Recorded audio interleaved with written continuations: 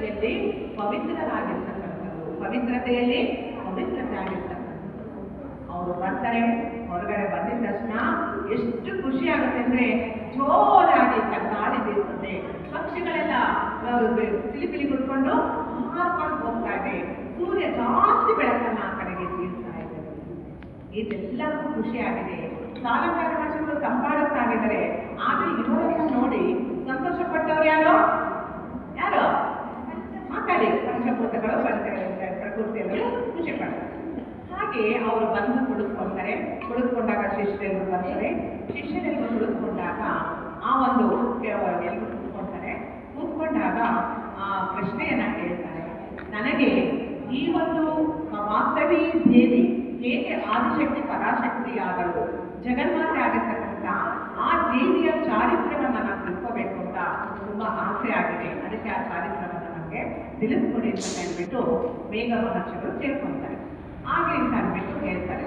ಕುಳಿತುಕೊಂಡು ಇನ್ನೇನು ಪ್ರಾರಂಭ ಮಾಡಬೇಕು, ಯಾವ ರೀತಿ ಅಂತ ಹೇಳ್ತೀನಿ ನಿಮಗೆಲ್ಲ ಅಂತ ಹೇಳಿ ಅವರು ಹೇಳ್ತಾ ಇದ್ದಾರೆ.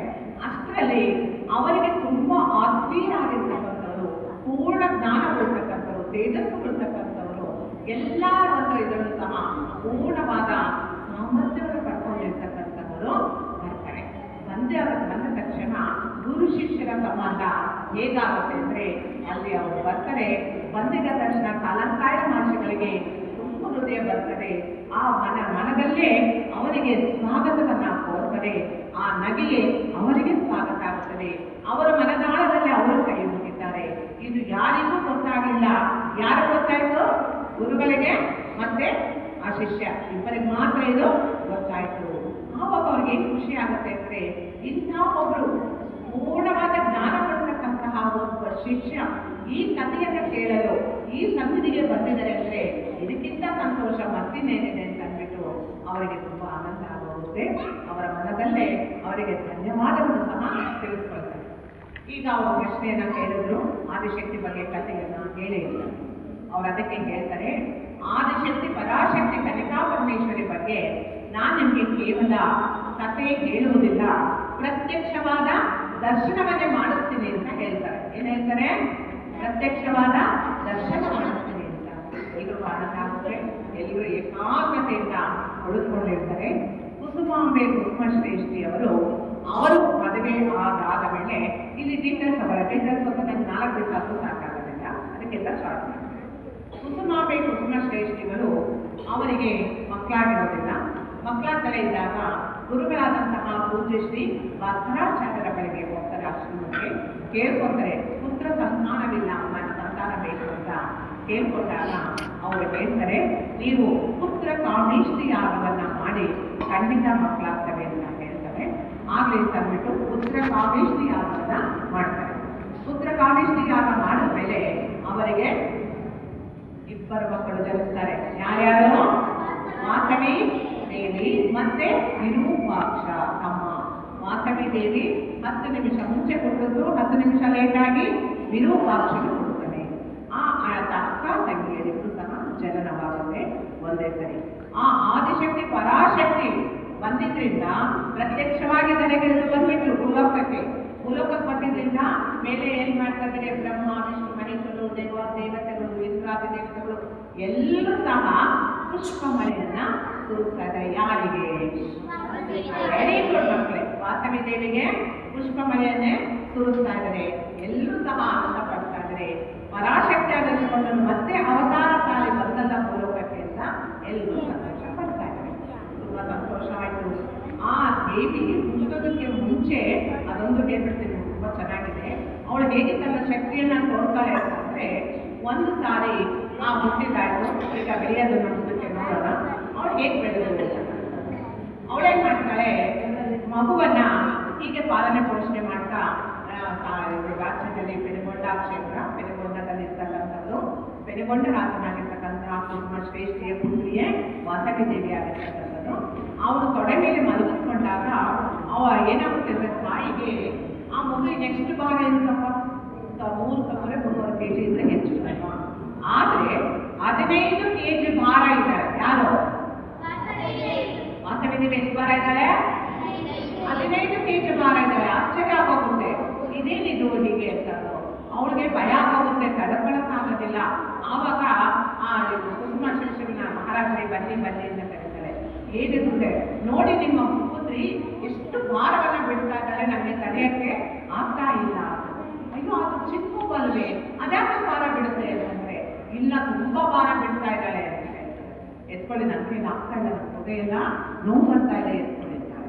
ಹೌದಾ ಅಂದ್ಬಿಟ್ಟು ಮಹಾರಾಜ ಕುಸುಮ ಶ್ರೇಷ್ಠಗಳು ಆ ಮಗುವನ್ನ ಎತ್ಕೊಳ್ತಾರೆ. ಎತ್ಕೊಂಡ್ರೆ ಏನ್ ಗೊತ್ತಾ, ಭಾರವೇ ಇಲ್ಲ, ಹಗುರವಾಗಿದ್ದಾಳೆ. ಎಷ್ಟು ಹಗುರವಾಗಿದ್ದಾಳೆ ಅಂದ್ರೆ 1-1.5 kg ಇದ್ರೆ ಹೆಚ್ಚು ನನಗೆ ಹಗುರವಾಗಿದ್ದಾಳೆ.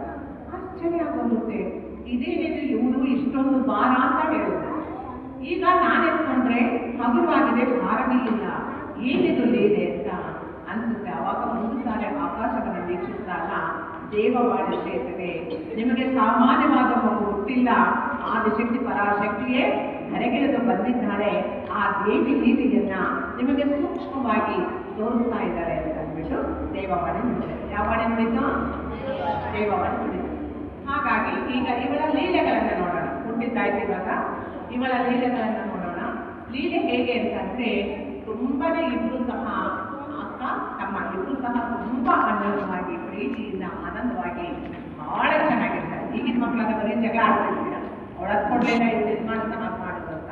ಅವ್ರು ನೋಡಿ ಅವ್ರು ಹೇಗಿದ್ರು ಅಂತ, ಎಷ್ಟು ಖುಷಿಯಾಗಿತ್ತು ಅಂತಂದ್ರೆ, ಅಕ್ಕ ಹಾಕಿದ ಕೆರೆಯನ್ನ ತಮ್ಮ ದಾಟ್ತಾ ಇದ್ರು. ಯಾರು ತಮ್ಮ? ಯಾರು? ವಿರೂಪಾಕ್ಷ. ಯಾರು ಹಾಕಿದ ಕೆರೆ ದಾಟ್ತಿರ್ಲಿಲ್ಲ? ಕೈ ಮೇಲೆ ಹಾಕಿದ ಕೆರೆಯನ್ನ ದಾಟ್ತಾ ಇರಲಿಲ್ಲ. ಪ್ರತಿನಿತ್ಯನೂ ಸಹ ತಂದೆ ತಾಯಿಗಳ ಎದ್ದು ಬೆಳಗ್ಗೆ ಎದ್ದ ತಕ್ಷಣ ತಂದೆ ತಾಯಿಗಳಿಗೆ ನಮಸ್ಕಾರ ಮಾಡ್ತಾರೆ, ದೇವರಿಗೆ ನಮಸ್ಕಾರ ಮಾಡಿ ಸ್ತೋತ್ರಗಳು ಭಜನೆ ಎಲ್ಲ ಹೇಳ್ಕೊಟ್ಟಿರ್ತಾರೆ. ಅವೆಲ್ಲವನ್ನ ಹೇಳ್ಕೊಂಡು ಆಮೇಲೆ ಆಟ ಆಡಕ್ಕೆ ಅಂತ ಹೋಗ್ತಾರೆ. ಆಟ ಆಡಕ್ಕೆ ಅಂತ ಹೋದಾಗ ಎಷ್ಟು ಚೆನ್ನಾಗಿ ಆಟ ಆಡ್ತಾರೆ ಅಂದ್ರೆ, ಇಡೀ ಪ್ರಕೃತಿಯ ಸೃಷ್ಟಿಕರ್ತಲೇ ಅವಳಲ್ವಾ, ಅದು ಸಹ ತೋರಿಸ್ಕೊಳ್ತಾ ಇಲ್ಲ. ಅವಳು ಚಿಕ್ಕ ಮಗು ಆಗಿದಾರಲ್ಲ, ಈಗ ಎಷ್ಟು ಚೆನ್ನಾಗಿದೆ ಈ ಪ್ರಕೃತಿ, ಮರ ಗಿಡಗಳು, ಪಶು ಪಕ್ಷಿಗಳು ಎಲ್ಲವೂ ಹಚ್ಚ ಹಸಿರಾಗಿದೆ.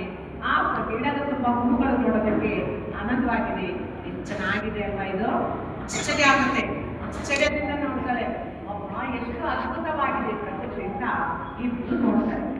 ಹೀಗೆ ನೋಡಿ ಪ್ರತಿದಿನ ಆಟವನ್ನು ಆಡ್ತಾ ಇರ್ತಾರೆ. ಆಟ ಆಡ್ತಾ ಇರ್ಬೇಕಾದ್ರೆ ಹೀಗೆ ಒಂದು ದಿವಸ ಆಟ ಆಡಕ್ಕೆ ಅಂತ ಬರ್ತಾರೆ.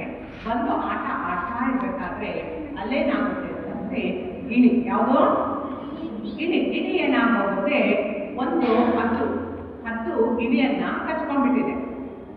ಯಾರು ಕಚ್ಕೊಂಡಿರೋದು? ಯಾರನ್ನ? ಅದನ್ನ ಮೊದಲನೇದಾಗಿ ವಿರೂಪಾಕ್ಷ ನೋಡ್ತಾರೆ.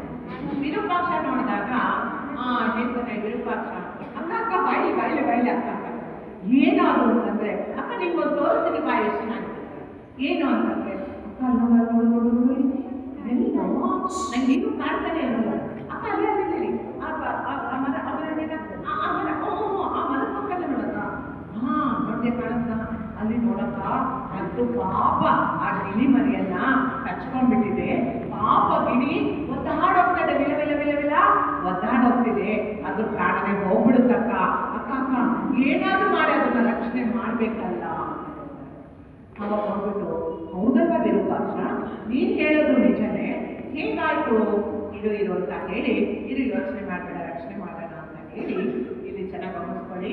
ವಾಸವಿ ದೇವಿ ನೋಡ್ಬಿಟ್ಟು ಎಲ್ಲ ಹೇಳ್ತಾಳೆ ವಿರೂಪಾಕ್ಷ ಇದು ಅಂತ ಅಂದ್ಬಿಟ್ಟು, ಅವಳೇನ್ ಮಾಡ್ತಾಳೆ, ಒಂದೇ ಒಂದು ಸಾರಿ ತನ್ನ ಕಣ್ಣಿನ ದೃಷ್ಟಿಯನ್ನ ಆ ಹದ್ದಿನ ಮೇಲೆ ಬಿಡ್ತಾಳೆ. ಯಾರ ಮೇಲೆ ಬಿಡ್ತಾಳೆ? ಒಂದೇ ಸರಿಗೆ ಏಕ ದೃಷ್ಟಿಯಿಂದ ನೋಡ್ತಾಳೆ. ನೋಡಿದ ತಕ್ಷಣವೇ ಹದ್ದು ಏನಾಗುತ್ತೆ, ಗಿಣಿಯನ್ನ ಕೆಳಗೆ ಬೀಳಿಸ್ಬಿಟ್ಟು ಕಪ್ಪಾಳು ದೇವಿ ಅಂತ ನಮಸ್ಕಾರ ಮಾಡಿಬಿಟ್ಟು ಮಾಡ್ಕೊಂಡು ಹೋಗ್ಬಿಡುತ್ತೆ. ಯಾವುದೋ ಹದ್ದು ಹೋಗ್ಬಿಡ್ತು. ಅದು ಈ ಗಿಣಿ ಎಲ್ಲಿ ಬಿತ್ತು? ಕೆಳಗಡೆ ಬಿದ್ದ ತಕ್ಷಣ ಏನಾಗ್ತಾ ಇದೆ, ತನಗೆ ರಕ್ತ ಬರ್ತಾ ಇದೆ, ಗಾಯಗಳಾಗಿದೆ, ಕಟ್ಟಿದ್ದಿಲ್ಲ ಬಾಯಲ್ಲಿ ಇಟ್ಕೊಂಡು ಗಾಯ ಆಗಿದೆ, ರಕ್ತ ಬರ್ತಾ ಇದೆ, ತುಂಬಾ ಸುಸ್ತಾಗ್ತಾ ಇದೆ, ಒದ್ದಾಡ್ತಾ ಇದೆ, ವಿಲ ಒದ್ದಾಡ್ತಾ ಇದೆ. ಆಗ ವಾಸವಿ ದೇವಿ ವಿರೂಪಾಕ್ಷ ತಗೊಳಕ್ ಹೋಗ್ತಾನೆ.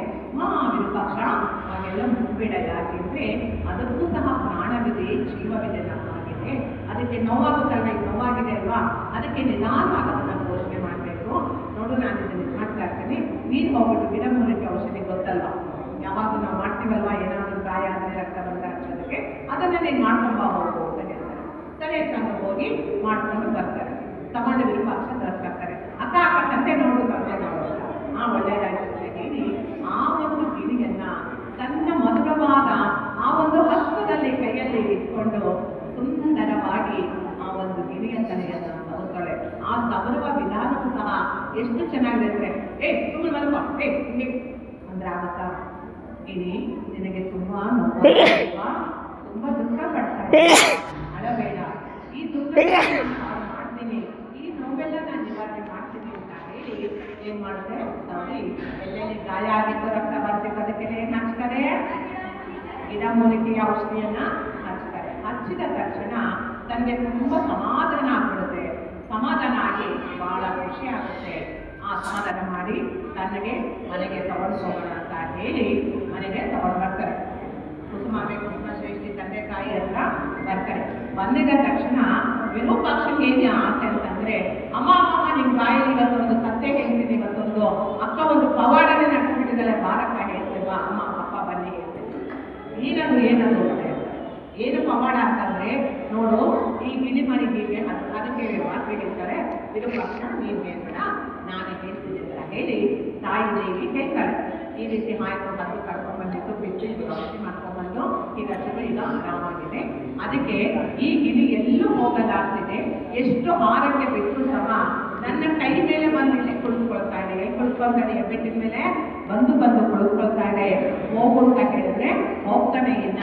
ಅದಕ್ಕೆ ಈ ಒಂದು ಗಿಳಿಯನ್ನ ನನ್ನ ಅರಮನೆ ಒಳಗೆ ಇರಿಸ್ಕೊಳ್ಳ ಅಂತ ಕೇಳಿದ್ರೆ, ನನ್ನ ಅರಮನೆ ಒಳಗೆ ಇರಿಸ್ಕೊಳ್ಳ ಅಂತ ಆಯ್ತು ಇರಿಸು ಅಂತ ಅಂದ್ಬಿಟ್ಟು ಹೇಳ್ತಾರೆ. ಆಮೇಲೆ ಅಪ್ಪಣೆ ಕೊಡ್ತಾರೆ. ಗಿಳಿ ತನ್ನ ಅರಮನೆಯಲ್ಲೇ ಹಾರಾಡಿಕೊಂಡು ಸ್ವತಂತ್ರವಾಗಿ ಇವರಿಬ್ಬರು ಹೇಗಿರ್ತಾರೋ ಹಾಗೆ ಗಿಳಿನೂ ಸಹ ಹಾರಾಡಿಕೊಂಡು ಮಾಡ್ಕೊಂಡು ಇರ್ತಾರೆ. ಇದ್ದಾಗ ಆ ಗಿಳಿ ಏನ್ ಮಾಡುತ್ತೆ, ಪ್ರತಿಯೊಂದನ್ನು ಸಹ ಗಮನಿಸ್ತಾ ಇರ್ತದೆ. ವಾಸವಿ ವಿರೂಪಾಕ್ಷ ಎಲ್ಲಿರ್ತಾರೋ ಅಲ್ಲಿ ಹೋಗಿ ಕುಳಿತುಕೊಳ್ತಾರೆ. ಆ ವಾಸವಿ ದೇವಿಯ ಒಂದು ಮಹತ್ವವನ್ನ ತನ್ನ ಜೀವನದ ಶೈಲಿಯನ್ನ ನೋಡಿ ಗಿಳಿಗೆ ತುಂಬಾ ಇಷ್ಟ ಆಗ್ಬಿಟ್ಟು ನಾನೇ ಇದೇ ರೀತಿ ಆಸೆ ಆಗುತ್ತೆ. ಕೊನೆಗೆ ಆ ದೇವಿ ಆ ಗಿಳಿ ಮಾತನ್ನ ಕಲ್ತ್ಕೊಳುತ್ತೆ. ಏನು ಮಾತು ಕಲ್ತ್ಕೊಳುತ್ತೆ ಅಂತಂದ್ರೆ, ವಾಚವಿ ವಾಚವಿ ವಾಚವಿ ಏನೋ ವಾಸವಿ ನನಗೆ ಅದೇನೇನುತ್ತೆ ವಾಚವಿ ವಾಚವಿ ವಾಚವಿ ಅಂತ ಹೋಗುತ್ತೆ. ಅದು ಹೋಗಿದ ತಕ್ಷಣ ಎಷ್ಟು ಆನಂದ ಆಗುತ್ತೆ ಅಲ್ವಾ. ಆಮೇಲೆ ಕೂಗ್ಬಿಟ್ಟು ಏನ್ ಮಾಡುತ್ತೆ ಗಿಳಿ, ತಲೆಯಿಂದಲೇ ವಾಶವಿ ವಾಶವಿ ವಾಶವಿ ಅಂತ ನಮಸ್ಕಾರ ಮಾಡ್ತಾರೆ. ಯಾರಿಗೆ ನಮಸ್ಕಾರ ಮಾಡಿದ್ದು, ವಾಸವಿಗೆ ನಮಸ್ಕಾರ ಮಾಡಿದ್ವಿ. ಅದಕ್ಕೆ ತಮ್ಮ ತಂದೆ ತಾಯಿಗಳನ್ನ ವಾಸವಿಗೆ ಹೇಳ್ಕೊಳ್ತಾರೆ, ಅಮ್ಮ ಇದನ್ನ ಬಿಟ್ಟು ನಾನಿರೋಕ್ಕಾಗಲ್ಲ, ನನ್ನನ್ನು ಬಿಟ್ಟು ಗಿಳಿ ಇರೋದಿಲ್ಲ, ಅದಕ್ಕೆ ನಾನು ಇರೋದ್ರಿಂದ ಶುಕಪಾಣಿ ಆಗ್ಬೇಕು ಅಂತ ಹೇಳ್ತಾರೆ. ಶುಕಪಾಣಿ ಅಂತಂದರೆ ಗಿಳಿಯನ್ನ ನನ್ನ ವಾಹನವಾಗಿ ನಾನು ಇಲ್ಲಿ ಇಟ್ಕೊಳ್ಳೆ, ನನ್ನ ಒಂದು ಶಸ್ತ್ರವಾಗಿ ಇಟ್ಕೊಳ್ಳ ಅಂತ ಹೇಳ್ತಾರೆ. ಅದಕ್ಕೆ ಶುಕಪಾಣಿ ಅಂತ ಹೇಳ್ತಾರೆ.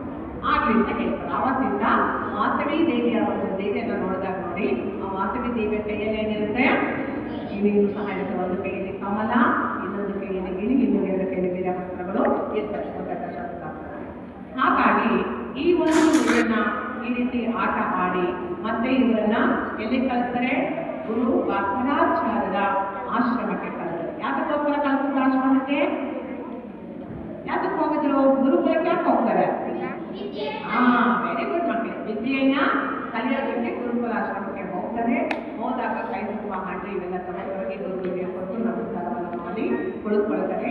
ಎಲ್ಲಾ ವಿದ್ಯೆಯನ್ನು ಸಹ ಅವರು ಕಲ್ತ್ಕೊಳ್ತಾರೆ. ಗುರುಗಳು ಹೇಳ್ಕೊಟ್ಟಂತಹ ಪ್ರತಿಯೊಂದು ವಿದ್ಯೆಯನ್ನ ವಿರೂಪಾಕ್ಷ ಮತ್ತೆ ವಾಸವಿಯವರು ತುಂಬಾ ಚೆನ್ನಾಗಿ ಕಲ್ತ್ಕೊಳ್ತಾರೆ. ತುಂಬಾ ಚೆನ್ನಾಗಿ ಕಲ್ತ್ಕೊಂಡು ಆಮೇಲಿಂದ ಅದರ ಮುಗಿತು, ಅಭ್ಯಾಸ ವಿದ್ಯಾಭ್ಯಾಸವೆಲ್ಲ ಮುಗಿದ ಮೇಲೆ ಮಹಾರಾಜರು ಕುಸುಮಾಂಬೆ ಕುಸುಮಶ್ರೇಷ್ಠಿ ಇಬ್ಬರು ಬರ್ತಾರೆ. ಮಹಾರಾಣಿ ಬಂದು ಗುರುಗಳಿಗೆ ನಮಸ್ಕಾರ ಮಾಡಿ ವಿದ್ಯಾಭ್ಯಾಸ ಮುಗಿತೆ ಕರ್ಕೊಂಡು ಹೋಗೋಣ ಹೇಳ್ತಾರೆ. ಖಂಡಿತ ಕರ್ಕೊಂಡು ಹೋಗಿ, ಇವರು ಸಾಮಾನ್ಯವಾದ ಮಕ್ಕಳಲ್ಲ, ಜಗತ್ತಿಗೆ ಬೆಳಕನ್ನು ಕೊಡ್ತಹ, ಜಗತ್ತನ್ನ ರಕ್ಷಣೆ ಮಾಡ್ತಕ್ಕಂತಹ, ಜಗತ್ತಿಗೆ ಒಂದು ಶಕ್ತಿಯನ್ನ ನೀಡ್ತಕ್ಕಂತಹ ಮಕ್ಕಳಾಗಲಿ ಅಂತ ಹೇಳಿ ನೀವೇ ಪುಣ್ಯವಂತರು, ಇಂಥ ಮಕ್ಕಳನ್ನು ಪಡೆದವರು ನೀವೇ ಪುಣ್ಯವಂತರು ಅಂತ ಹೇಳ್ತಾರೆ. ತುಂಬಾ ಸಂತೋಷವಾಗಿ ಯೋಚನೆ ಮಾಡಿ ನೋಡಿ, ಆಗ ಶಕ್ತಿನೇ ಕುಸುಮಾಂಬೆ ಹೊಟ್ಟೆ ಒಳಗೆ ಹುಟ್ಟುದು ಅಂದ್ರೆ ಆ ತಾಯಿ ಎಷ್ಟು ಪುಣ್ಯ ಮಾಡಿರ್ಬೇಕಲ್ವಾ. ಆ ಮಗುನೂ ಪುಣ್ಯ ಮಾಡಿದೆ, ತಾಯಿನೂ ಪುಣ್ಯ ಮಾಡಿದೆ. ಈ ರೀತಿ ವಿದ್ಯಾಭ್ಯಾಸನ ಕಲ್ತ್ಕೊಂಡ್ಬಂದು ಇಲ್ಲಿ ಸಮಾಜಗಳನ್ನ ನಡೆಸ್ತಾ ಇರಬೇಕಾದ್ರೆ ರಾಜ್ಯದ ಭಾರತದಲ್ಲಿ ನಡೀತಾ ಇರಬೇಕಾದ್ರೆ ವಿಷ್ಣುವರ್ಧನ, ಚಾಲುಕ್ಯ ರಾಜ್ಯದ ವಿಷ್ಣುವರ್ಧನ ಈ ಒಂದು ಯಾತ್ರೆಗಾಗಿ ಎಲ್ಲ ಕಡೆ ಯಾತ್ರೆ ಮಾಡ್ಕೊಂಡು ಬರ್ತಾನೆ. ಯಾತ್ರೆ ಮಾಡ್ಕೊಂಡು ಬರ್ಬೇಕಾದ್ರೆ ಗೊಂಡೆ ಸಹ ಮೇಲೆ ಬರಬೇಕಾಗುತ್ತೆ. ಆವಾಗ ಇಲ್ಲಿ ಬರ್ತಾರೆ ಅಂತ ತಿಳಿಸ್ತಾರೆ. ತಿಳಿಸಿದಾಗ ಅವರು ಕ್ಷತ್ರಿಯರು, ಇವರು ವೈಶ್ಯರು, ಚೆನ್ನಾಗಿ ಕಾಣ್ತಾ ಇರ್ತಾರೆ. ಇವರು ಆರ್ಯ ವೈಶ್ಯರು, ಅವರು ಬಂದಿರೋರು ಕ್ಷತ್ರಿಯರು. ಅವ್ರು ಬರ್ತಾರೆ. ಬಂದಾಗ ಆಯ್ತು ಅಂತ ಹೇಳಿ ನೆನಕೊಂಡ ಮಹಾರಾಜರು ಶ್ರೇಷ್ಠಗಳೇ ಮಾಡ್ತಾರೆ, ಪರಿವಾರವರೆಲ್ಲ ಎಲ್ಲ ಸಿದ್ಧತೆಗಳನ್ನು ಮಾಡಿರ್ತಾರೆ. ತುಂಬ ಚೆನ್ನಾಗಿ ಸಿದ್ಧತೆಗಳನ್ನು ಮಾಡಿರ್ತಾರೆ. ಎಲ್ಲ ಮನೆಗಳ ಮುಂದೆ ತಲೆದು ತೋರಣಗಳನ್ನು ಕಟ್ಟಿ ಕುಳಿಸಿ ಸಾರಿಸಿ ರಂಗವಲ್ಲಿ ಹಾಕಿ ಹೂವಿನ ಅಲಂಕಾರಗಳನ್ನು ಕಟ್ಟಿ ಮನೆ ಇರುತ್ತಾ ಎಲ್ಲ ಮಾಡಿರ್ತಾರೆ. ಮಾಡಿ ಎಲ್ಲರೂ ನಿನಗ ವಿಷ್ಣುವರ್ಧನ ಮಹಾರಾಜರು ಬಂದರು. ಬಂದಾಗ ಎಲ್ಲರೂ ಸಹ ಅಮೋಘವಾದ ಅದ್ಭುತವಾದ ವಿಧ ವಿಧವಾದ ವಾದ್ಯಗಳೊಂದಿಗೆ ಅವರನ್ನ ಸ್ವಾಗತ ಮಾಡ್ತಾರೆ. ಸ್ವಾಗತ ಮಾಡಿಕೊಂಡು ಬಂದಾಗ ವಿಷ್ಣುವರ್ಧನಿಗೆ ತುಂಬಾ ಸಂತೋಷ ಆಗೋಗುತ್ತೆ. ಎಷ್ಟು ಚೆನ್ನಾಗಿ ಈ ಊರಿನಲ್ಲಿರುವುದಕ್ಕೆ ಎಲ್ಲರೂ ಸಹ ಆ ಶ್ರದ್ಧಾ, ಭಕ್ತಿ, ಪ್ರೀತಿ ಇವು ನೋಡ್ತಾ ಇದ್ರೆ ಹೃದಯ ತುಂಬಿ ಬರ್ತಾ ಇದೆ. ಇದೆಷ್ಟು ಶ್ರದ್ಧೆ ಅಂತ ಅನ್ಸುತ್ತೆ. ಸರಿ ಅಂತ ಬರ್ತಾರೆ. ಒಳಗೆ ಕರ್ಕೊಂಡ್ಬಂದ್ರು. ಎಲ್ಲರೂ ಏನ್ ಹೇಳ್ತಾರೆ, ಮಹಾರಾಜರು ಬಂದಾಗ ನಮ್ಗೆ ಗೊತ್ತಿದೆ ಏನ್ ಹೇಳ್ತಾರೆ, ಸಾಮಾನ್ಯ ಹೇಳಿ ನೋಡೋಣ. Very good. ಏನ್ ಹೇಳ್ತಾರೆ ಹೇಳಿ ಎಲ್ಲರೂ ಒಂದ್ಸಲಿ ನೋಡೋಣ ಚೆನ್ನಾಗಿ. ಬಹುಪರ ಬಹುಪರ ಬಹುಪರ ಬಹುಪರ ವಿಷ್ಣುವರ್ಧನ ರಾಜನಿಗೆ ಸ್ವಾಗತ ಸ್ವಾಗತ ಹೇಳಿ. ವಿಷ್ಣುವರ್ಧನ ರಾಜನಿಗೆ ಸ್ವಾಗತ. ಬಹುಪರ ಬಹುಪರ ಬಹುಪರ ಅಂತ ಸ್ವಾಗತವನ್ನು ಕೋರ್ತಾರೆ. ಅವರಿಗೆ ಮಾಡಿರ್ತಾರೆ ಆಸನಗಳನ್ನ. ಆ ಆಸನದ ಮೇಲೆ ಕುಳಿತುಕೊಳ್ತಾರೆ. ಕುಳಿತುಕೊಂಡಾಗ ಮೊದಲನೇದಾಗಿ ವಿಷ್ಣುವರ್ಧನ ರಾಜ ಮಹಾರಾಜ ಕುಳಿತುಕೊಂಡ ಮೇಲೆ ಒಂದು ನೃತ್ಯವನ್ನ ಕಾರ್ಯಕ್ರಮವನ್ನು ಏರ್ಪಾಡು ಮಾಡ್ತಾರೆ. ಯಾಕೆಂದ್ರೆ ಯಾವುದೇ ಮಹಾರಾಜರು ಬಂದರೂ ಸಹ ಅವರನ್ನ ಸಂತೋಷ ಪಡಿಸೋದಕ್ಕೆ ಒಂದು ನೃತ್ಯ ಕಾರ್ಯಕ್ರಮ, ಸಂಗೀತ ಕಾರ್ಯಕ್ರಮ ಇದ್ದೇ ಇದೆ. ನೃತ್ಯವನ್ನ ಮಾಡ್ತಾರೆ. ಅವಳ ಜೊತೆಗೆ ವಾದ್ಯ ಜೊತೆಗೆ ಯಾವಾಗಲೂ ಸಹ ಇದ್ರು ಸಖಿಯರು ಇದ್ದೇ ಇರ್ತಾರೆ. ಆ ಸಖಿಯರನ್ನು ಬಿಟ್ಟು ಹೋಗಕ್ಕೆ ಇಲ್ಲ ಇಲ್ಲ, ಅವ್ರು ಯಾವಾಗಲೂ ಸಹ ಅವ್ರ ಜೊತೆಗೆ ಇರ್ತಾರೆ. ಹಾಗೆ ಬಂದರು. ಸಖಿಯರು ಎಲ್ಲರೂ ಸಹ ನೃತ್ಯವನ್ನ ಮಾಡಿದ್ರು. ನೃತ್ಯವನ್ನ ಮಾಡಿದಾಗ ಎಲ್ಲರೂ ಸಹ ಏನಾಯ್ತು, ನೃತ್ಯ ಚೆನ್ನಾಗಿಲ್ಲ ಚೆನ್ನಾಗಿಲ್ವಾ? ತುಂಬಾ ಚೆನ್ನಾಗಿ ಅಮೋಘವಾದ ನೃತ್ಯವನ್ನ ಮಾಡಿದ್ರು. ಬಹಳ ಸಂತೋಷ ಪಟ್ಟರು. ಇದಾದ ಮೇಲೆ ಒಂದು ಸಂಗೀತ, ಸುಮಧುರವಾದ ಸಂಗೀತವನ್ನ ಮಾಡಿರ್ತಾರೆ ಹೇಳ್ತಾರೆ. ಆಗ ವಾಸವಿ ದೇವಿ ಬಂದು ಕುಳಿತುಕೊಂಡು ಆ ಒಂದು ಹಾಡನ್ನ ಮಾಡ್ತಾಳೆ. ಮಾಡಿದಾಗ ಅವಳಿಗೆ ಎಷ್ಟು ಸಂತೋಷ ಆಗೋಗುತ್ತೆ ಅಂದ್ರೆ ವಿಷ್ಣುವರ್ಧನನಿಗೆ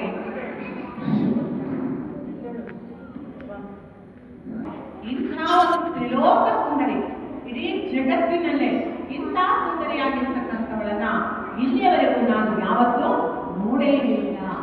ಎಷ್ಟು ಚೆನ್ನಾಗಿದ್ದಾಳೆ, ತಿದ್ದು ಗೊಂಬೆ ಹಾಗೆ ದೇವತೆನೇ ದರಗಿಳಿದು ಬಂದಿದ್ದಾಳೇನೋ ಹಾಗೆ ಎಷ್ಟು ಸುಮಧುರವಾದ ಆ ಒಂದು ಸಂಗೀತ ಮಾಡ್ತಾ ಇದ್ದಾಳೆ. ಅವಳ ಕಂಠ ಕೋಗಿಲೆಯ ಪ್ರಾಣ, ಕೋಗಿಲೆನೇ ಬಂದು ಮಾಡ್ತಾ ಇದ್ದೇನೆ ಆಗಿದೆ.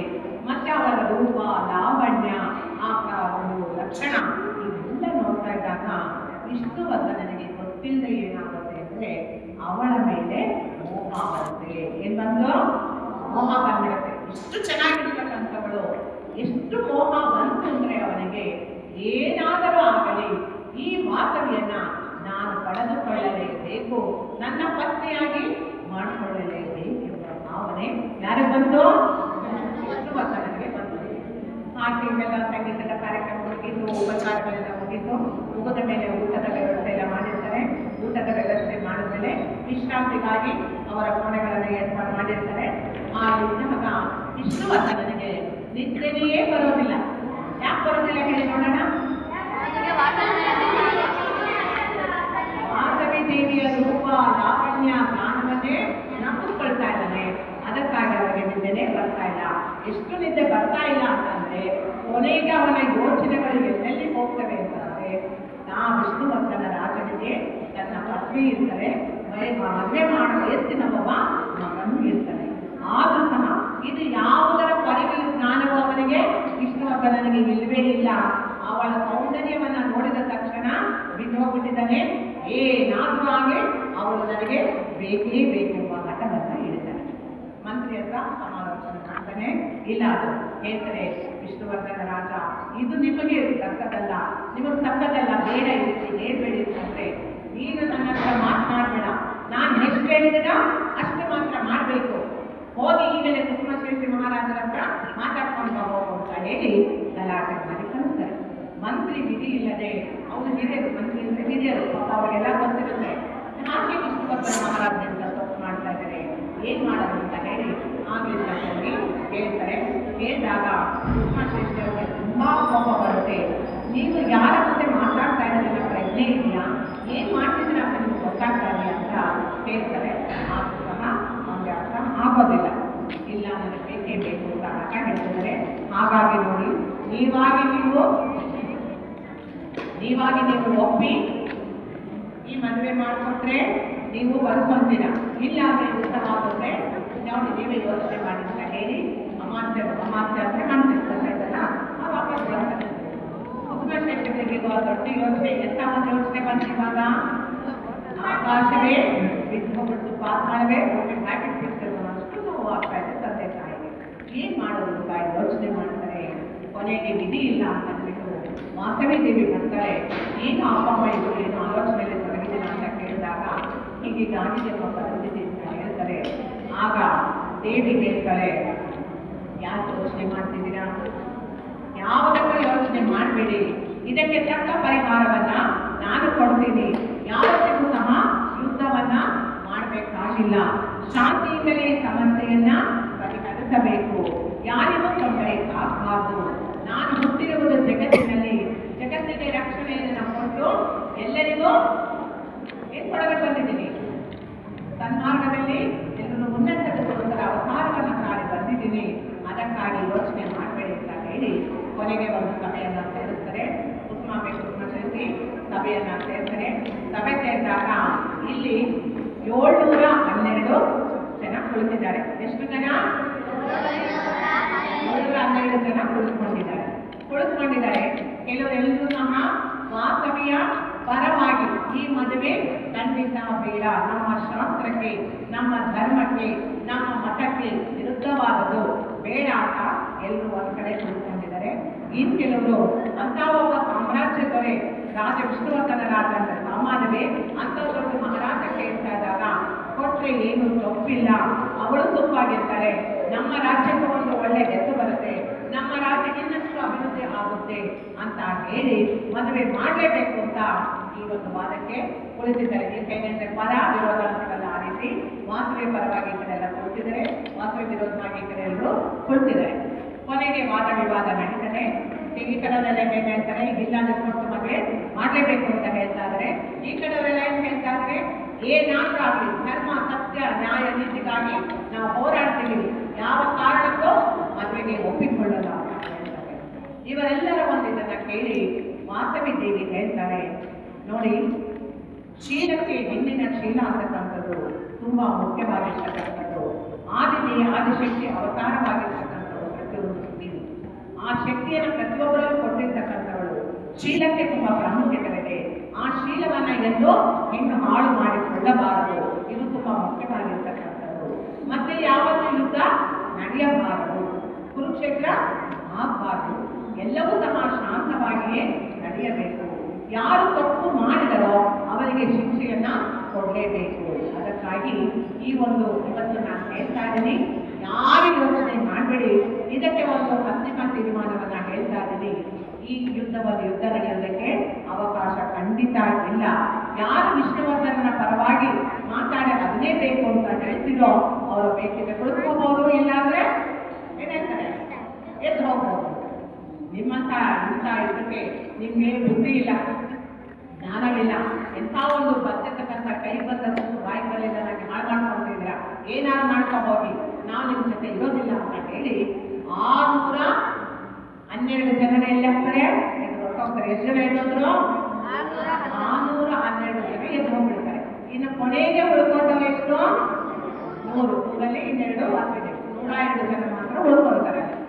102 ಜನ ಉಳ್ಕೊಂಡು ಆಗ ದೇವಿ ಹೇಳ್ತಾರೆ, ನಾನು ಇಲ್ಲಿ ಬಂದಿರ್ತಕ್ಕಂಥದ್ದು ಜನ್ಮ ತಾಳಿರ್ತಕ್ಕಂಥದ್ದು ನಿಮ್ಮಂತಹ ಸಾಮಾನ್ಯವಾದ ಮಾನವ ಜನ್ಮವನ್ನ ತಾಳಿದ್ದೀನಿ ಅಷ್ಟೇ, ಆದ್ರೆ ನಾನು ಮಾನವಳಲ್ಲ, ಆದಿಶಕ್ತಿ ಪರಾಶಕ್ತಿ ಆಗಿರ್ತಕ್ಕಂಥವಳು. ಹಾಗಾಗಿ ಯೋಚನೆ ಮಾಡಬೇಡಿ, ಯಾವುದು ಆ ಅಗ್ನಿ ಪ್ರವೇಶವನ್ನ ಮಾಡೋಣ. ಅಗ್ನಿ ಪ್ರವೇಶವನ್ನ ಮಾಡಿ ನಾನು ನಿಮಗೆ ಮತ್ತೆ ದರ್ಶನವನ್ನ ನೀಡ್ತೀನಿ. ಅಗ್ನಿ ಪ್ರವೇಶವನ್ನು ನಾನು ಯಾವ ಸಮಯದಲ್ಲಿ ಮಾಡ್ತೀನೋ ಆ ಸಮಯಕ್ಕೆ ಸರಿಯಾಗಿ ವಿಷ್ಣುವರ್ಧನನ ತಲೆ ಏನಾಗ್ತದೆ 1000 ಹೋಳುಗಳಾಗಿ ಹೊರಟೋಗ್ತಾರೆ ಅಂತ ಹೇಳ್ತಾರೆ. ಅಗ್ನಿ ಪ್ರವೇಶ ಅಂತಂದ್ರೆ ಆತ್ಮಹತ್ಯೆ ಅಲ್ಲ, ಆತ್ಮಾರ್ಪಣೆ ಅಂತ ಹೇಳ್ತಾರೆ. ಚೆನ್ನಾಗಿ ಮಕ್ಕಳ ತಿಳ್ಕೊಳ್ಳಿ. ಆತ್ಮಹತ್ಯೆ ಅಂತಂದ್ರೆ ಜೀವನವನ್ನ ಮಾಡಕ್ಕಾದ್ರೆ ಏನೋ ಯಾವುದೋ ಒಂದು ಜಯಿಸಕ್ಕಾಗ್ತೇನೆ ಅವರಾಗ ಒಂದು ವಿಷ ತಗೊಳ್ಳೋದು, ಇಲ್ಲ ಕಡೆಗೆ ಸಿಕ್ಕಿ ಬೀಳೋದು, ಇಲ್ಲ ನೀರೊಳಗೆ ಬೀಳೋದು ಬಿಡ್ತಾರಲ್ಲ, ಅಂತ ಒಂದು ಪ್ರಾಣವನ್ನ ಕಳ್ಕೊಳ್ಳೋದಕ್ಕೆ ಆತ್ಮಹತ್ಯೆ ಅಂತ ಹೇಳ್ತಾರೆ. ಈ ಆತ್ಮಹತ್ಯೆ ಯಾವತ್ತೂ ಮಾಡ್ಕೋಬಾರ್ದು. ಚೆನ್ನಾಗಿ ಅರ್ಥ ಮಾಡ್ಕೊಳ್ಳಿ. ಒಂದು ಸಾರಿ ಆತ್ಮಹತ್ಯೆ ಮಾಡ್ಕೊಂಡ್ರೆ 3 ಜನ್ಮದಲ್ಲೂ ಸಹ ಅವರು ಕಾರಣವಿಲ್ಲದೇ ಆತ್ಮಹತ್ಯೆಯನ್ನ ಮಾಡ್ಕೊಂಡಿದ್ದಾರೆ.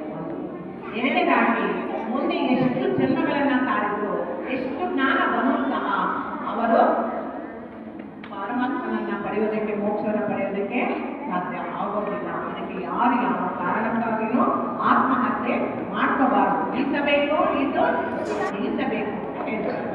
ಆತ್ಮಾರ್ಪಣೆ ಅಂತಂದ್ರೆ ಅಗ್ನಿಯ ಒಳಗೆ ಈ ಒಂದು ದೇಹವನ್ನ, ಆತ್ಮವನ್ನ ಅರ್ಪಣೆ ಮಾಡ್ತೀವಿ, ಮತ್ತೆ ಏನು ಬರ್ತೀವಿ ಅಂತ ಹೇಳ್ತಾರೆ. ಹಾಗಾಗಿ ಇಲ್ಲಿ ಎಲ್ಲ ಒಂದು ಮುಖ್ಯವಾಗಿ ಇಲ್ಲಿಂದ ತುಂಬಾ ಮುಖ್ಯವಾದ ಗಮನಿಸ್ಕೊಳ್ಳಿ. ಕಲ್ಪನೆ ಇರೋದು ಆತ್ಮಾರ್ಪಣೆಗೆ ಎಲ್ಲ ಸಿದ್ಧತೆಯನ್ನ ಮಾಡ್ಕೊಳ್ಳೋಣ, ಅಗ್ನಿಕೂಟಗಳನ್ನೆಲ್ಲ ರೆಡಿ ಮಾಡೋಣ ಅಂತ ಹೇಳ್ತಾರೆ.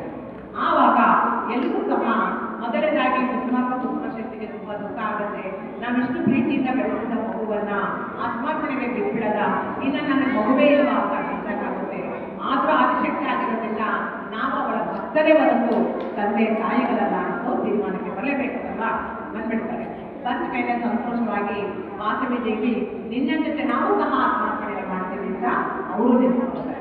ಹಾಗೇನೆ ಎಷ್ಟೊಂದು ಜನ ದಂಪತಿಗಳು 102 ದಂಪತಿಗಳು ಸಹ ನಾವು ಆತ್ಮಾರ್ಪಣೆ ಮಾಡ್ತೀವಿ, ನಾವು ಆತ್ಮಾರ್ಪಣೆ ಮಾಡ್ತೀವಿ ಅಂತ ಎಲ್ಲರೂ ಹೇಳ್ತಾರೆ. ಇಲ್ಲಿ ತುಂಬಾ ಮುಖ್ಯವಾದ ಅಂಶ ಇದೆ.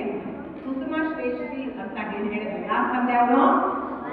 ವಾಸವಿ ದೇವಿಯ ತಂದೆ. ಆ ಕುಸುಮ ಶ್ರೇಷ್ಠಿ ಅವರು ಹೋದ ಜನ್ಮದಲ್ಲಿ ಅವರು ಸಮಾಧಿ ಮಹರ್ಷಿಗಳಾಗಿದ್ರು. ಏನಾಗಿದ್ರು?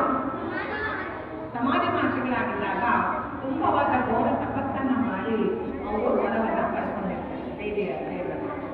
ಆವಾಗ ಪಾರ್ವತಿ ದೇವಿ ಕೇಳಿರ್ತಾಳೆ, ನಿನ್ನ ಭಕ್ತಿಗೆ ಮೆಚ್ಚಿದ್ದೀನಿ, ಏನು ವರ ಬೇಕು ಕೇಳು ಅಂತ ಹೇಳಿದಾಗ ನನಗೆ ಮೋಕ್ಷವೇ ಬೇಕು ಅಂತ ಕೇಳ್ತಾರೆ. ಆಯ್ತು, ಖಂಡಿತ ಮೋಕ್ಷ ಕೊಡ್ತೀನಿ ಅಂತ ಹೇಳ್ತಾರೆ. ಆದ್ರೆ ನನಗೊಬ್ಬಳಿಗೆ ಅಲ್ಲ ಮೋಕ್ಷ, ನನ್ನ ವಂಶಜರೆಲ್ಲರಿಗೂ, ನನ್ನ ತಂದೆ ತಾಯಿ ಬಂಧು ಮಿತ್ರರು, ನನ್ನ ಗಂಡನ ಮನೆಯವರು, ಅತ್ತೆ ಮನೆಯವರು, ಅವ್ರ ಮಕ್ಕಳು, ಅಜ್ಜಿ ತಾತ, ಈ ರೀತಿ ಎಲ್ಲರಿಗೂ ಬೇಕು ಮೋಕ್ಷ ಅಂತ ಹೇಳ್ತಾರೆ.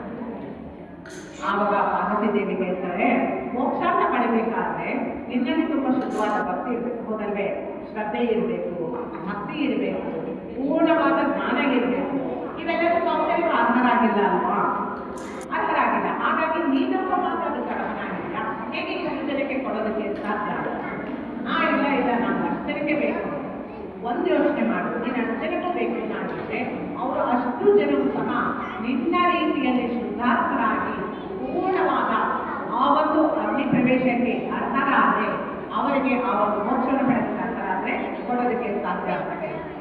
ಆಗ್ಲಿ, ನಾನು ಕಾಯ್ತೀನಿ. ಒಂದು ಯೋಚನೆ ಮಾಡಬೇಕಾಗಿ ಇವತ್ತು ಮಾಡಿದ ಪುಣ್ಯದ ಕೆಲಸ ನಾಳೆ ಮಾಡ್ತಿದ್ದೀವಿ, ಹೌದಾ ನಮ್ಮ ಮಕ್ಕಳೇ? ಪಾಪ ಎಷ್ಟು ಮಾಡ್ತೀವೋ ಪುಣ್ಯ ಎಷ್ಟು ಮಾಡಿರ್ತೀವೋ ಗೊತ್ತಿಲ್ಲ. ಈ ಜನ್ಮದಲ್ಲಿ ಮಾಡಿದ್ರೆ ಮುಂದಿನ ಜನ್ಮದಲ್ಲಿ ಪಾಪಗಳನ್ನೇ ಮಾಡಿದ್ರೆ ಮತ್ತೆ ಪುಣ್ಯ ಕೆಲಸ ಮಾಡಿ ಸಾಧಿಸ್ಕೋಬೇಕಾದ್ರೆ ಎಷ್ಟು ಕಷ್ಟ ಇದೆಯಲ್ಲ. ಆದ್ರೂ ಸಮಾಧಿ ಭಾಷೆಗಳಲ್ಲಿ ಹೇಳ್ತಾರೆ, ಇಲ್ಲ ನಾನು ಇರ್ತೀನಿ ಅಂತ ಹೇಳ್ತಾರೆ. ಅವರೇ ಇವತ್ತು ಯಾವ ಜನ್ಮವನ್ನ ತಾಳಿದ್ದಾರೆ? ವೆರಿ ಗುಡ್ ಮಕ್ಕಳ, ಹಾಗೆ ಒಂದು ಚಪ್ಪಾಳೆ.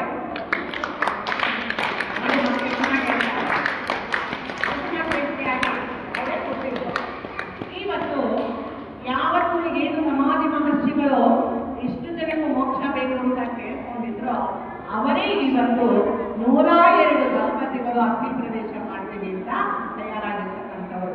ಇಷ್ಟು ಜನ್ಮಗಳಲ್ಲಿ ಇವರೆಷ್ಟರೂ ಸಹ ಪೂರ್ಣವಾದ ಹೊಂದಲಿಕ್ಕೆ ಕಾರಣ. ಅಗ್ನಿ ಪ್ರವೇಶಕ್ಕೆ ಊಟಗಳನ್ನು ಮಾಡ್ತಾರೆ, ಊಟ ಹೋಮಕೂಟ ಮಾಡ್ತಾರೆ. ಇದಕ್ಕೆ ಇಷ್ಟೇ ಅಳತೆ ಅಂತ ಇರುತ್ತೆ, ಇಷ್ಟೇ ಅಗಲ, ಇಷ್ಟೇ ಉದ್ದ ಇರಬೇಕು ಅಂತಿರುತ್ತೆ. ಅದೇ ರೀತಿಯಾಗಿ ಹೋಮಕುಂಡಗಳನ್ನ ಮಾಡ್ತಾರೆ. ಈ ಹೋಮಕುಂಡಗಳನ್ನ ಮಾಡೋದಕ್ಕೋಸ್ಕರ ಮತ್ತೆ ಅಲ್ಲಿ ಒಬ್ಬ ಲಾಭ ಅಂತ ಕರ್ಕೊಂಡು ಬರ್ತಾರೆ. ನಾನು ತುಂಬಾ ಒಂದು ಪುಣ್ಯದ ಕೆಲಸವನ್ನು ಮಾಡೋದು ನನಗೂ ಇಷ್ಟ ಇದೆ, ನನಗೂ ಈ ಸೇವೆಗೆ ಭಾಗಿಯಾಗಬೇಕು ಅಂತ ಇಚ್ಛೆ ಇದೆ, ನನಗೂ ಅವಕಾಶ ಮಾಡ್ಕೊಳ್ಳಿ ಅಂತ ಕೇಳ್ತಾರೆ. ಅದಕ್ಕೆ ನೀನಿನ್ನೂ ಚಿಕ್ಕವರು, ನೀನಿನ್ನೂ ಏನೂ ಅರ್ಥನೆ ಮಾಡ್ಕೊಂಡಿಲ್ಲ, ಆದ್ರೆ ಇವಾಗ ಅದೆಲ್ಲ ಬೇಕು ಅಂತಿದೆಯಲ್ಲ ಅಂದ್ರೆ ಇಲ್ಲ ಇಲ್ಲ, ನನಗೆ ಇದೆಲ್ಲ ನೋಡಿದ್ಮೇಲೆ ಇದಕ್ಕಿಂತ ದೊಡ್ಡ ಸಾಧನೆ ಮತ್ತೊಂದಿಲ್ಲ, ನನಗೂ ಸಹ ಇವರು ಅವಕಾಶ ಮಾಡಿಕೊಡಿ ಅಂತ ಕೇಳ್ಕೊಂತಾನೆ.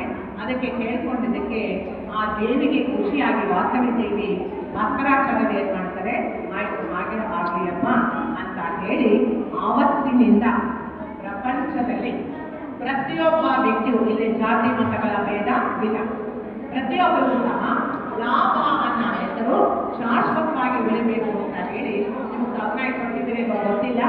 ಯಾರನ್ನಾದ್ರೂ ಬೆಳಿಗ್ಗೆ ಅಂಗಡಿಯಲ್ಲಿ ವ್ಯಾಪಾರ ಮಾಡಿದಾಗ ನಾವು ದುಡ್ಡು ಕೊಟ್ಟಾಗ ಲಾಭ ಅಂತ ಹೇಳಿ ಅಂತ ಹೇಳ್ತಾರೆ. ಯಾರಾದ್ರೂ ಗಮನಿಸಿದ್ದೀರಾ? ಯಾಕೆಂದ್ರೆ ಯಾರು ಅಂಗಡಿಗೆ ಹೋಗಿಲ್ಲ ಅಂತ ಆಯ್ತು. ಯಾರೇ ನಾವೀಗ ಹೋಗಿ ಒಂದು ಪದಾರ್ಥ ತಗೊಳ್ತೀವಿ, ತಗೊಂಡಾಗ ನೀವೇ ಮೊದಲನೇ ಗಿಡ ಹಾಕಿ ಲಾಭ ಅಂತ ಹೇಳಿ ಅಂತ ಹೇಳ್ತಾರೆ. ಲಾಭ ಅಂತ ಹೇಳಿ ಕಟ್ಕೊಂಡು ಗಂಡಗೆ ಹಾಕೊಂಡ್ರೆ ಅವರಿಗೆ ವ್ಯಾಪಾರ ಚೆನ್ನಾಗಾಗುತ್ತೆ, ಆಗಿನ ದುಡ್ಡು ಅಚ್ಚವಾಗಿ ಉಳಿತದೆ ಅಂತ. ಒಬ್ಬ ವ್ಯಕ್ತಿ ಲಾಭಾನ ವ್ಯಕ್ತಿ ಇಷ್ಟು ಪವಿತ್ರವಾದ ಭಕ್ತಿ ಶ್ರದ್ಧೆ ಇದ್ದಿದ್ರಿಂದ ಅವನ ಹೆಸರು ಇಡೀ ಪ್ರಪಂಚದಲ್ಲಿ ಎಷ್ಟು ಜನ್ಮಗಳು ಕಳೆದರೂ ಸಹ ಈ ಒಂದು ಹೆಸರು ಅಳಿಸದ ಹಾಗೆ ಉಳಿಯಿತು. ಯಾವ ಹೆಸರು? ಲಾಭ. ಅದೇ ರೀತಿಯಾಗಿ 108 ಹೋಮಕುಂಡಗಳನ್ನು ಮಾಡೋದಕ್ಕೆ ಮಲ್ಹಾರ ಅಂತಕ್ಕಂಥ ಒಬ್ಬ ವ್ಯಕ್ತಿಯನ್ನ ನೇಮಕ ಮಾಡಿದಾಗ ಅದರದ್ದು ಭಾಸ್ಕರಾಚಾರ್ಯ ಗುರು ಎಲ್ಲವನ್ನ ಎಕ್ಸ್ಪ್ಲೇನ್ ಮಾಡ್ತಾರೆ. ಮಾಡಿದ್ಮೇಲೆ ಮಲ್ಹಾರರು ಇಷ್ಟ ಆಗುತ್ತೆ, ನಾನು ಅರ್ಪಿಸಿ ಮಾಡಬೇಕು, ನನಗೂ ಸಹ ಅವಕಾಶ ಮಾಡಿಕೊಡಿ ಅಂತ ಕೇಳ್ತಾರೆ. ಆಗ ಆಗ್ಲಿ, ನೀವು ಇಷ್ಟೊಂದು ಇಷ್ಟಪಡ್ತಿದ್ದೆ ಅಂತ ಹೇಳಿ ಮಲ್ಹಾರನಿಗೂ ಸಹ ಒಂದು ಹೋಮಕುಂಡವನ್ನು ಮಾಡ್ತಾರೆ. ಅಲ್ಲಿಗೆ ಎಷ್ಟು ಹೋಮಕುಂಡಗಳಾಯ್ತು? 102 ಮತ್ತೆ ಇತ್ತು. ಈಗ ಮಲ್ಹಾರನು ಬೇಕು ಅಂತ ಲಾಭನೇ 103 ಹೋಮಕುಂಡಗಳನ್ನ ತಯಾರು ಮಾಡಿದ್ರು. ಇದಕ್ಕಾಗಿ ಎಲ್ಲರೂ ಸಹ ದೀಕ್ಷೆಯನ್ನು ತಗೋಬೇಕು. ಗೊತ್ತಿದೆ, ಒಂದು ಸಮವಸ್ತ್ರವನ್ನ ಧರಿಸಬೇಕು ಅಂತ ಹಳದಿ ಬಣ್ಣದ ಸಮವಸ್ತ್ರವನ್ನ ಎಲ್ಲರೂ ಧರಿಸ್ತಾರೆ. ಎಲ್ಲರೂ ಸಹ ಕೈಗೆ ಕಂಕಣವನ್ನ ಕಟ್ತಾರೆ. ಎಲ್ಲರೂ ಸಹ ಅಗ್ನಿ ಪ್ರವೇಶಕ್ಕೆ ರೆಡಿಯಾಗ್ತಾರೆ. ರೆಡಿಯಾದ ತಕ್ಷಣ ಹೇಳ್ತಾರೆ ವಾಸವಿ ಎಲ್ಲರಿಗೂ ಬೋಧನೆಯನ್ನ ಮಾಡ್ತಾರೆ. ಕಾರ್ಯವೈಖರಿ, ನೀವು ಕೃಷಿ ಮಾಡಿದ್ದವನ್ನ ಚೆನ್ನಾಗಿ ನೋಡ್ಕೊಳ್ಳಿ, ನ್ಯಾಯವಾದ ಧರ್ಮವಾದ ಮಾರ್ಗದಲ್ಲಿ ನಡೆಯಿರಿ, ಸತ್ಯಕ್ಕೆ ಕೃತಿ ಬರದ ಹಾಗೆ ಸತ್ಯದ ಮಾರ್ಗದಲ್ಲೇ ನಡಿಬೇಕು. ಆಮೇಲೆ ಸಾಲವನ್ನ ಯಾರು ಮಾಡಬೇಡಿ, ಸಾಲ ಮಾಡಿದ್ರೆ ನಮಗೆ ಬದುಕಿದ್ದು ಸತ್ತ ಹಾಗೆನೆ. ಸಾಲ ತೀರಿಸುವ ಸಾಮರ್ಥ್ಯವಿದ್ದರೆ ಮಾತ್ರ ಸಾಲ ಮಾಡಿ, ಇಲ್ಲದಿದ್ದರೆ ಸಾಲ ಮಾಡಬೇಡಿ. ವ್ಯವಹಾರ ಜ್ಞಾನ ಚೆನ್ನಾಗಿರಲಿ. ನೀವೆಲ್ಲರೂ ಸಹ ಈ ಒಂದು ವ್ಯವಹಾರ ಕೃಷಿಯ ವಾಣಿಜ್ಯವನ್ನು ಮಾಡಿ ಇಡೀ ಜಗತ್ತನ್ನ ರಕ್ಷಣೆ ಮಾಡೋದಕ್ಕೋಸ್ಕರ ಆರ್ಯವೈಶ್ಯರು ಬಂದಿರತಕ್ಕಂಥದ್ದು ನಿಮಗೋಸ್ಕರವಾಗಿ ನಾನು ಸಹ ವಾಸವಿಯಾಗಿ ಜನ್ಮತಾಳಿ ಬಂದಿದ್ದು ಅಂತ ದೇವಿ ಎಲ್ಲರಿಗೂ ಬೋಧನೆಯನ್ನು ಮಾಡ್ತಾರೆ. ದೇವಿಗೆ ಅಲಂಕಾರ ಮಾಡ್ತಾರೆ. ಆ ಅಲಂಕಾರದ ವರ್ಣನೆಯನ್ನು ನಾವು ವಾರ ಚಿಂತನೆ ಮಾಡಿದ್ರೆ ಚೆನ್ನಾಗಿ ಅವರಿಗೆ ಅಲಂಕಾರವನ್ನು ಮಾಡ್ತಾರೆ. ಪೂಜೆ ಮಾಡೋಕ್ಕೆ ಅಂತ ಅವರು ಪೂಜಾ ಪಡೆಗೆ ಹೋಗ್ತಾರೆ. ಪೂಜಾ ಪಡೆದಾಗ ಯಾರು ನನಗೆ ಕಾವಲುಗಾರರು ಬೇಡ ಅಂತ. ಯಾತಕ್ಕೆ ಕಾವಲುಗಾರರು ಬೇಡ? ಆದಿಶಕ್ತಿ ಕಾವಲುಗಾರರು ಯಾರಿಗಾಗಿ ಯಾಕೆ ಬೇಡ? ಶಕ್ತಿ ಅವಳದಕ್ಕೆ ವಾಸುದೇವಿ ಹೇಳ್ತೀನಿ, ನನಗೆ ಯಾರು ಕಾವಲುಗಾರರು ಬೇಡ, ನಾನೇ ಪೂಜೆ ಮಾಡ್ತೀನಿ ಅಂತ ಹೇಳ್ತೀನಿ. ಯಾಕೆ ಹೇಳಿದ್ದು? ಅದಕ್ಕೆ ಹೇಳಿದ್ದು ಸಿಂಪಲ್ ಆಗಿ ಯೋಚನೆ ಮಾಡ್ಬೋದಲ್ವಾ? ಈಗ ನಮ್ಮದೇ ನಿಮ್ಮ ನೋಡ್ಬೇಕು, ಆದ್ರೆ ವಾಸುದೇವಿ ಅವಳೇ ನಮ್ಮನ್ನು ರಕ್ಷಣೆ ಮಾಡೋದಲ್ವಾ? ದೇವಿ ಅಂದ್ರೆ ಅವಳಿಗೆ ಕಾವಲುಗಾರ ಅಂತ ಹೇಳಿದ್ರೆ ಅದಕ್ಕೆ ಅವಳು ಬೇಡ ಅಂತ ಹೇಳ್ತಾರೆ. ಹೋಗಿ ಈಶ್ವರನನ್ನೇ ಪೂಜೆ ಮಾಡ್ತಾರೆ. ಈಶ್ವರನನ್ನ ಪ್ರತ್ಯಕ್ಷವಾದ ಪತಿದೇವರು ಅಂತ ಹೇಳಿ ಪೂಜೆಯನ್ನ ಮಾಡ್ತಾರೆ. ಮಾಡೋದಕ್ಕೆ ಮುಂಚೆ ಏನ್ ಮಾಡ್ತಾರೆ, ಅಭಿಷೇಕವನ್ನ ದೇವರಿಗೆ ಪೂಜೆ ಮಾಡೋದಿಲ್ಲ, ಅಭಿಷೇಕವನ್ನೆಲ್ಲ ತಾನೂ ಮಾಡ್ಕೊಳ್ತಾರೆ, ದೇವರಿಗೂ ಮಾಡ್ತಾರೆ. ಪೂಜೆ ಅಷ್ಟೋತ್ತರ ಶಾಸ್ತ್ರವನ್ನ ತಾನೂ ಮಾಡ್ಕೊಳ್ತಾರೆ, ದೇವರಿಗೂ ಮಾಡ್ತಾರೆ. ಈ ಎಲ್ಲ ದೃಶ್ಯವನ್ನ ವಿರೂಪಾಕ್ಷ ಒಬ್ಬ ಮಾಡಿ ನೋಡ್ಬೇಕು. ಯಾರು ವಿರೂಪಾಕ್ಷ? ತಮ್ಮ ವಿರೂಪಾಕ್ಷ ನೋಡ್ಬಿಡ್ತಾರೆ. ಆಶ್ಚರ್ಯವಾಗುತ್ತೆ, ಈಗ ಅಕ್ಕ ಈ ರೀತಿ ಎಲ್ಲ ಮಾಡ್ಕೊಂತ ಇದ್ದಾರಲ್ಲ. ಅವಾಗ ಅವ್ರು ಅಂತಾರೆ, ಓ ಅಕ್ಕ ಶಕ್ತಿ ಪರಾಶಕ್ತಿ ಅಂತ ಅವರು ಗೊತ್ತಾಗುತ್ತೆ. ಈ ಎಲ್ಲ ಮುಗಿದ ಮೇಲೆ ಮತ್ತೆ ಬಂದು ಅಗ್ನಿ ಪ್ರವೇಶ ಮಾಡೋದಕ್ಕೆ ಮುಂಚೆ 102 ದಂಪತಿಗಳು ಹೇಳ್ತಾರೆ.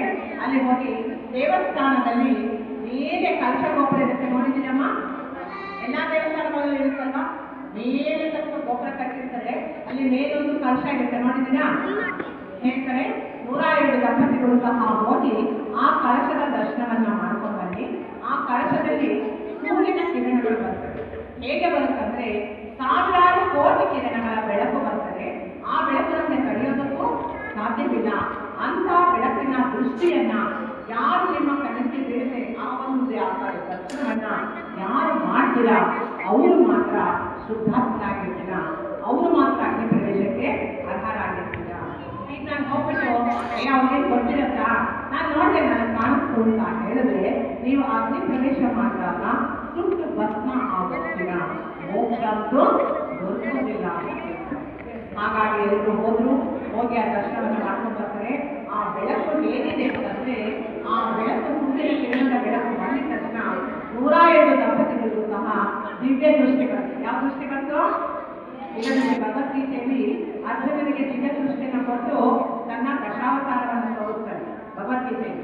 ಅದೇ ರೀತಿಯಾಗಿ ಇಲ್ಲಿ ಎಲ್ಲರೂ ಸಹ ಆ ಒಂದು ಕಿರಣದಿಂದ ಏನಾಯಿತು, ವಾಸವಿ ದೇವಿಯ ದರ್ಶನ ನೋಡ್ಕೊಂಡು ಬರ್ತಾರೆ. ಬಂದ ಮೇಲೆ ಎಲ್ಲರೂ ಸಹ ನಿಂತಿದ್ದಾರೆ.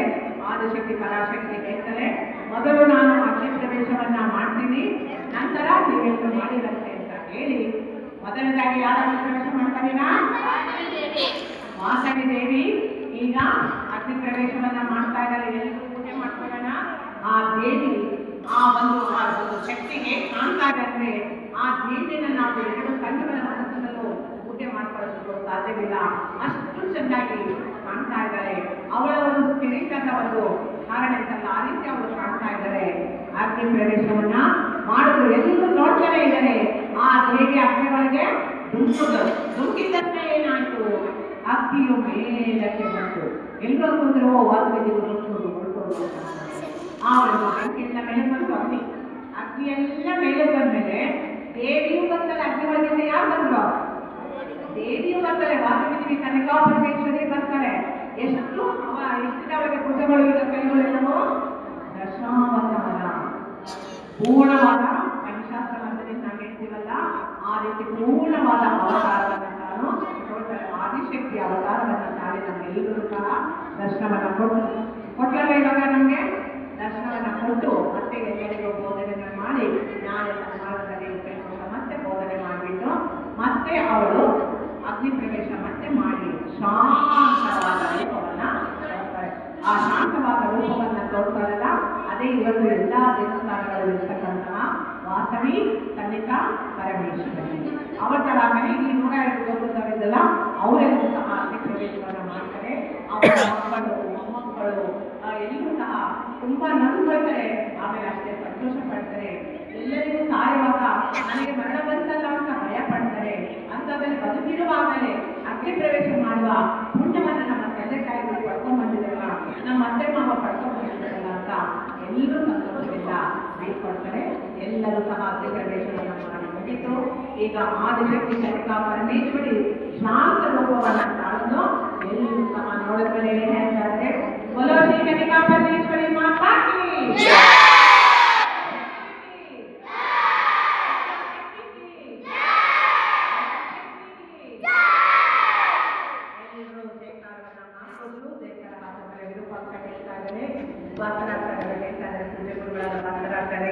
ಮುಂದಕ್ಕೆ ಈ ಒಂದು ಪೆನುಗೊಂಡ ಕ್ಷೇತ್ರದ ಸಾಮ್ರಾಜ್ಯವನ್ನ ವಿರೂಪಾಕ್ಷ ನೀನು ಮುಂದುವರ್ಸ್ಕೊಂಡು ಹೋಗಬೇಕು. ವಿಷ್ಣುವರ್ಧನ ಮಗನಾಗಿರ್ತಕ್ಕಂಥವನು ಅವನು ಸಹ ಕೇಳಿ ಇಲ್ಲಿ ಬಂದಿದ್ದರಿಂದ ನೀವಿಬ್ಬರು ಜೊತೆಗೂಡಿ ಈ ಒಂದು ಸಾಮ್ರಾಜ್ಯವನ್ನ ನಡೆಸ್ಕೊಂಡು ಅಂತ ಹೇಳ್ತಾರೆ. ಆಗ ವಿರೂಪಾಕ್ಷ ಹೇಳ್ತಾರೆ, ನಿಮ್ಮೆಲ್ಲರ ಆಶೀರ್ವಾದದೊಂದಿಗೆ ಅಕ್ಕ ಹೇಳಿದಂತ ನೀತಿ ವಾಕ್ಯಗಳನ್ನು ಎಂದು ಬರೆಯದೆ ಆ ಕರ್ನಾಟಕದಲ್ಲಿ ನಾನು ರಾಜ್ಯಭಾರವನ್ನ ಮಾಡ್ಕೊಂಡು ಹೋಗ್ತೀನಿ ಅಂತ ವಿರೂಪಾಕ್ಷ ಹೇಳ್ತಾರೆ. ಇಲ್ಲಿಗೆ ಆದಿಶಕ್ತಿ ಪರಾಶಕ್ತಿ ಇಚ್ಛಾಶಕ್ತಿ ಜ್ಞಾನಶಕ್ತಿ ಲಲಿತಾದೇವಿ ಮಹಿಷಾಸುರ ಮರ್ದಿನಿ ಸರಸ್ವತಿ ಲಕ್ಷ್ಮಿ ಎಲ್ಲ ವೀಣಾದಿ ಮೌಲಾಂಶಿ ಕಾಮಾಂಶಿ ಎಷ್ಟು ದೇವತೆಗಳಿವೆ. ಎಲ್ಲ ದೇವತೆಗಳು ಯಾರು? ವಾಸವಿ ಕನಿಕಾ ಇವಳ ಎಲ್ಲ ರೂಪವನ್ನ ತಾಳಿರ್ತಕ್ಕಂಥವಳು. ಹಾಗಾಗಿ ಆ ಒಂದು ಕನಿಕಾ ಪರಮೇಶ್ವರಿಯನ್ನ ನೋಡಿದಾಗ ಎಲ್ಲರಿಗೂ ಇವತ್ತೇನಾಯ್ತು, ತುಂಬಾ ಸಂತೋಷ ಆಯ್ತು. ಇಂಥ ಕುಲದಲ್ಲಿ ಹುಟ್ಟಿದವರು ನಾವೇ ಪುಣ್ಯವಂತರು, ನಾವೇ ಧನ್ಯವಂತರು ಅಂತ ಆ 102 ಗೋತ್ರಗಳು ಏನು ಮರಣ ಅಗ್ನಿ ಪ್ರವೇಶವನ್ನು ಮಾಡಿದ್ರು ಆ ಗೋತ್ರದ ವಂಶದವರೇ ಇವತ್ತು ಆರ್ಯವೈಶ್ಯದಲ್ಲಿ 102 ಗೋತ್ರಗಳಲ್ಲಿ ಹುಟ್ಟಿರ್ತಕ್ಕಂಥವರು ಎಲ್ಲರೂ ಇರ್ತಾರೆ. ಆ ಗೋತ್ರದಲ್ಲಿ ಜನಿಸಿದವರೇ ಪುಣ್ಯವಂತರು. ವಂಶವೃಕ್ಷ ಉದ್ವಾಗುವನು ವಂಶವೃಕ್ಷ, ಆ ವಂಶವೃಕ್ಷದಲ್ಲಿ ಉದ್ವಾಗುನ ವಂಶದಿಂದ ಇಷ್ಟು ಜನ್ಮಗಳು ತಾಳಿ ನಾವೆಲ್ಲರೂ ಯಾರಿಗೆಲ್ಲ ಆರ್ಯವೈಶ್ಯರೆಲ್ಲರೂ ಸಹ ಪುಣ್ಯವಂತರು. ಹಾಗಂತ ನೀವೆಲ್ಲ ಪುಣ್ಯವಂತರಲ್ಲ, ಎಲ್ಲರೂ ಆ ಶಕ್ತಿ ಅವಕಾಶಗಳು ಬರೋದ್ರಿಂದ ನಾವೆಲ್ಲರೂ ಸಹ ಪುಣ್ಯವಂತರಂತ ಹೇಳಿ ಎಲ್ಲರೂ ಸಹ ಕನ್ನಿಕಾ ಪರಮೇಶ್ವರಿಗೆ ಮತ್ತೊಮ್ಮೆ ಬಹುಪರಾಕನ ಹೇಳ್ತಾ ಇದ್ದಾರೆ. ಎಲ್ಲರೂ ಸಹ ಈಗ ನಾವು ಸಹ ಬಹುಪರಾಕನ ಹೇಳೋಣ. ನಾನು ಹೇಳ್ಕೊಡ್ತೀನಿ, ನೀವು ಅದೇ ರೀತಿ ಹೇಳ್ಬೇಕು. ಗೊತ್ತಾಯ್ತಾ? ಸ್ಟ್ರೈಟ್ ಆಗಿ ಕೂತ್ಕೊಳ್ಳಿ. ಎಲ್ಲರೂ ಹೇಳಿದ್ರೆ ಚಂದ. ನಾನು ಹೇಳ್ಕೊಡ್ತೀನಿ, ಅದೇ ರೀತಿ ಕಲ್ತ್ಕೊಂಡೇ ರೀತಿ ಹೇಳ್ತೀರಾ? ಏನ್ ಗೊತ್ತಾ? ಒಗಟಂತೆ ಒಗಟಿಕಾದು ಅಂದ್ರೆ ರಂಡು, ರಂಡಂತೆ ರಂಡು ಕಾದು ಮೂಡು, ಮೂಡಂತೆ ಮೂಡು ಕಾದು ನಾಲ್ಕು, ನಾಲ್ಕಂತೆ ನಾಲ್ಕು ಕಾದು ಐದು, ಐದಂತೆ ಐದು ಕಾದು ಆರಂತೆ ಆರು ಕಾದು ಏಳು, ಏಳಂತೆ ಏಳು ಕಾದು ಎನಿಮಿದಿ, ಹನ್ನಂತೆ ಒಂದು ಕಾದು ಮೂಡಿ, ತೊಂಬಂತೆ ತೊಂಬತ್ತು ಕಾದು ಒದಿ. ಒದಿ ಅಂದ್ರೆ ದಶಾವತಾರ ಅಂತ ಹೇಳಿದ್ರೆ ನಾವೊಂದಿಗೆ ಹೇಳ್ಬೇಕು ಬಹುಪರ. ಬಹುಪರ ಅಂತ ಜೋರಾಗಿ ಹೇಳ್ಬೇಕು.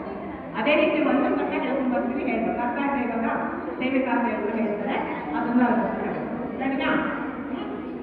ఒకటంటే ఒకటి కాదు, రెండు, రెండంటే రెండు కాదు, మూడు, మూడంటే మూడు కాదు, నాలుగు, నాలుగంటే నాలుగు కాదు, ఐదు, ఐదంటే ఐదు కాదు, ఆరు, ఆరంటే ఆరు కాదు, ఏడు, ఏడంటే ఏడు కాదు, ఎనిమిది, ఎనిమిదంటే ఎనిమిది కాదు, తొమ్మిది, తొమ్మిదంటే తొమ్మిది కాదు, పది, పది అంటే దశావతారాలు, బహుపరాక్, 9 అంటే నవగ్రహాలు, బహుపరాక్, 8 అంటే అష్టదిక్పాలకులు, బహుపరాక్, 7 అంటే సప్తఋషులు, బహుపరాక్, బహుపరాక్, 6 అంటే అరిషడ్వర్గాలు, బహుపరాక్, బహుపరాక్, 5 అంటే పంచభూతాలు, బహుపరాక్, బహుపరాక్, 6 అంటే చతుర్వేదాలు, బహుపరాక్, బహుపరాక్, 3 అంటే త్రిమూర్తులు, బహుపరాక్, 2 అంటే సూర్యచంద్రులు, బహుపరాక్, బహుపరాక్.